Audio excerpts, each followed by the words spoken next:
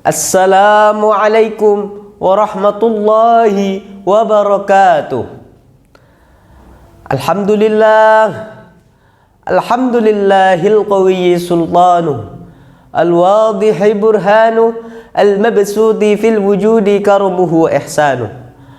Allahumma salli wa sallim wa barik wa karim wa azim ala sayyidina Muhammadin al-fatih lima ukhliq wal khatimi lima sabaq nasiril haqqi bil haqq wal hadi ila siratikal mustaqim wa ala alihi wa sahbihi haqqa qadrihi wa miqdarihil azim. Amma ba'd. Kepada yang terhormat Kepala Sekolah SMKN 1 Bumi Jawa Tegal, kepada yang terhormat jajaran Dewan Juri Lomba Islami dalam rangka Hari Ulang Tahun SMKN 1 Bumi Jawa Tegal, dan para pemirsa yang dirahmati oleh Allah Subhanahu wa Ta'ala. Segala puji bagi Allah Subhanahu wa Ta'ala yang telah memberikan kita beribu-ribu nikmatnya, dari nikmat berbicara, nikmat bernafas, nikmat melihat, sampai nikmat yang paling agung yang kita rasakan, yaitu nikmat Islam dan nikmat iman. Sholawat beriringkan salam tetap tercurahkan kepada beliau, baginda Nabi Muhammad sallallahu alaihi wasallam, Nabi yang tidak pernah membeda-bedakan umatnya, dari yang kaya sampai yang miskin, yang jelek sampai yang good looking. Semoga kita semua mendapatkan syafaat beliau di yaumil akhir kelak. Amin amin ya rabbal alamin. Berdirinya saya di sini akan membawakan sebuah tausiah dengan tema generasi Islami di era milenial. Berbicara tentang pemuda zaman dahulu tentu sangat jauh dengan pemuda zaman sekarang.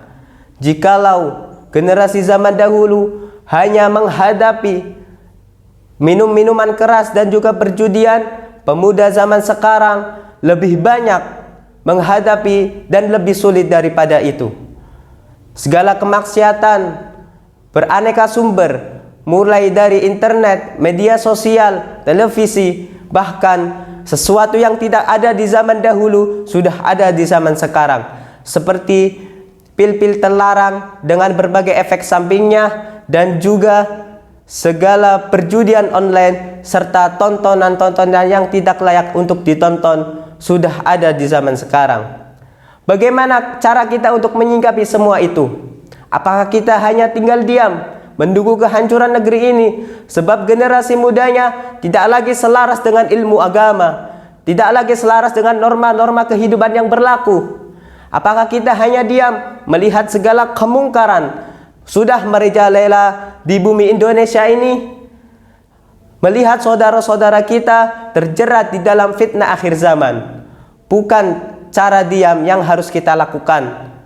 Yang harus kita lakukan adalah menyiapkan generasi muda dalam menghadapi kemajuan-kemajuan teknologi dengan cara berselimutkan pada pribadi yang islami. Dengan cara inilah generasi pemuda akan bangkit menuju kejayaannya.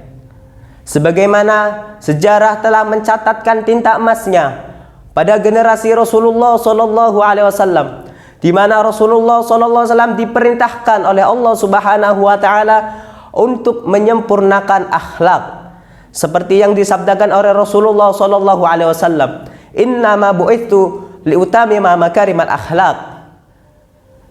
Kata Rasulullah SAW, aku diutus, kata Rasul, untuk menyempurnakan akhlak-akhlak manusia. Dari ini kita dapat pelajari bahwa qaul Rasulullah SAW benar terjadi adanya. Rasulullah SAW membawa umat manusia dari generasi jahiliyah menuju generasi yang taat pada aturan Tuhan. Dengan cara apa mereka meraih generasi yang sebaik-baiknya generasi ini? Yaitu dengan cara mereka taat, mereka mempelajari, mereka mengikuti apa yang dibawa oleh Rasulullah SAW dan mempraktikannya ke dalam kehidupan sehari-hari mereka. Oleh karena itu, kita bisa lihat di dalam dunia kita saat ini, para pemuda milenial sudah ada yang mulai mempelajari ilmu-ilmu agama. ada yang masuk pesantren, ada yang masuk madrasah sanawiyah, ada yang masuk madrasah aliyah, dan juga masuk sekolah-sekolah agama tinggi lainnya. Dan para pemuda di kampung juga ikut serta dalam meramaikan organisasi-organisasi yang bernuansa Islami.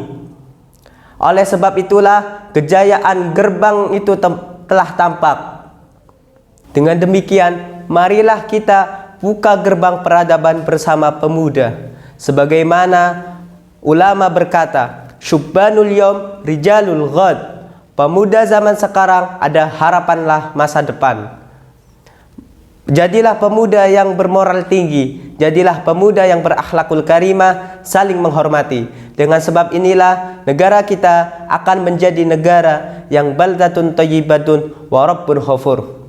Akhir kata, apabila ada kesalahan atau keluputan, itu datang dari saya, dan apabila ada kebenaran, itu semata-mata datang dari Allah Subhanahu wa taala. Astaghfirullah min qawli bila amalin, astaghfirullah min amalin bila ikhlas, ihdinas siratal mustaqim, wal afu minkum. Summa assalamu alaikum warahmatullahi wabarakatuh.